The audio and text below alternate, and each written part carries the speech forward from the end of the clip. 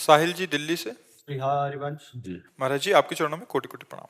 गुरुदेव, पहले मैं बुरी संगत और गलत आचरण का हिस्सा था। हर जन्मदिन पर मांस और मदिरा का सेवन मेरी आदत बन चुकी थी, लेकिन इस बार आपका आशीर्वाद है कि मैं अपना जन्मदिन आपके चरणों में मना रहा हूँ। ऐसा पहली बार हुआ है। गुरुदेव, इस शरीर को जिम ट्रेनर की सेवा प्राप्त है।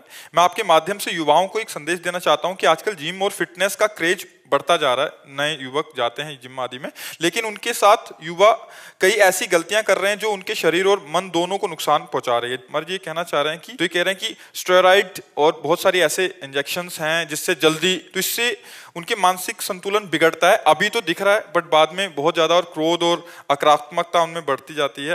महाराज जी देखो, स्वाभाविक जो बल वृद्धि है, आपको बताएं, हम जब बचपन में थे तो हमारे बुजुर्ग ने हमको सिखाया था, बांध लंगोटा बचा के इंद्री कभी न देखा पर नारी, और धर्म के टुकड़े खाकर भैया चढ़ी बदन पे तैयारी।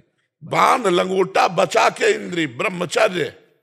अगर आपको वास्तविक बलवान बनना है तो ब्रह्मचर्य और स्वाभाविक दंड बैठक और व्यायाम के द्वारा जो ताकत बढ़ती जाती है वो स्थायी होती है। गाय बांधो और गाय का शुद्ध दूध पियो और दंड बैठक मारो और लंगोटे के पक्के रहो, बलवान बन जाओगे। शरीर बना के दिखावा केवल कर सकते हो, तुम में ताकत नहीं होगी, आत्मबल नहीं होगा।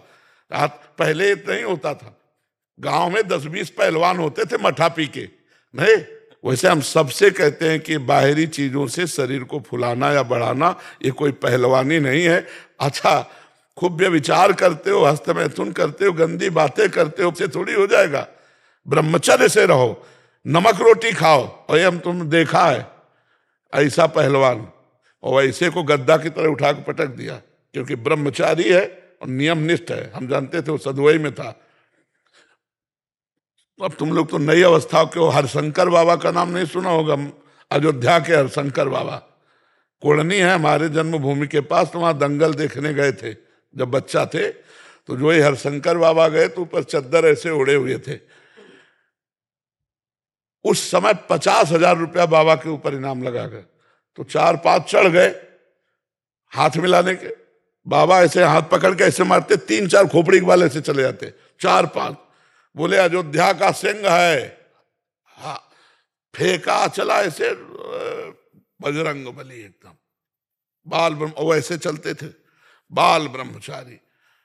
मारा ऐसे तो फट गया अखाड़ा, धम्म से गिर गए तो तालियां बज गई, एक छलांग में ऊपर हनुमान जी की तरह।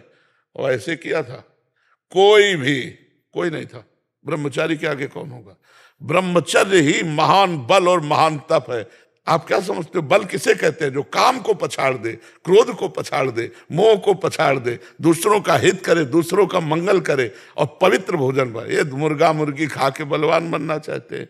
वास्तविक बात है, 4-5 गाय पालो और गौ सेवा करो, और गाय का दूध में स्वर्णिम पावर होता है। तो गौ सेवा से भगवान प्रसन्न होते हैं और गौ के दुग्ध से पवित्र शक्ति आती है। तो ये सब प्रोटीन ये तो महाराज जी, प्रोटीन तो फिर भी ठीक है, कह रहे स्टेरॉइड उससे भी खतरनाक है महाराज जी। और उसी वजह से कैंसर भी उसी की वजह से महाराज जी, ये इंजेक्शन लगा के बॉडी फैला रहे, उसी वजह से कैंसर का ज्यादा कारण है। नहीं, बढ़िया सात्विक भाव से जो बल आता है वो भगवान की तरफ ले जाता है।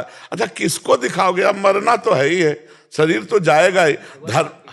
धर्म से चलो यार, ऐसा थोड़ी कि विश्व तुम्हें पूजेगा, कोई नहीं पूजित। ये जो बहुत बड़े बड़े थे ना, लघु शंका करना मुश्किल है, सोच करना मुश्किल है। गांठें सब खराब हो गई, अब बुढ़ापा में कुछ हो नहीं पाता, तो बुढ़ापे में सब खराब। और स्वाभाविक दंड बैठक मारो, तो हमने एक पहलवान को देखा 92 वर्ष की अवस्था में खोपड़ी के बल खड़े होना दंड बैठक में। 92 वर्ष की अवस्था, भले 10-20 मारते थे पर वो 92 अवस्था में। ब्रह्मचारी, पवित्र आचरण वाला, दूसरों का हित करने वाला, वो बलवान होगा। तो बल तो भगवत बल प्रदत्त होता है।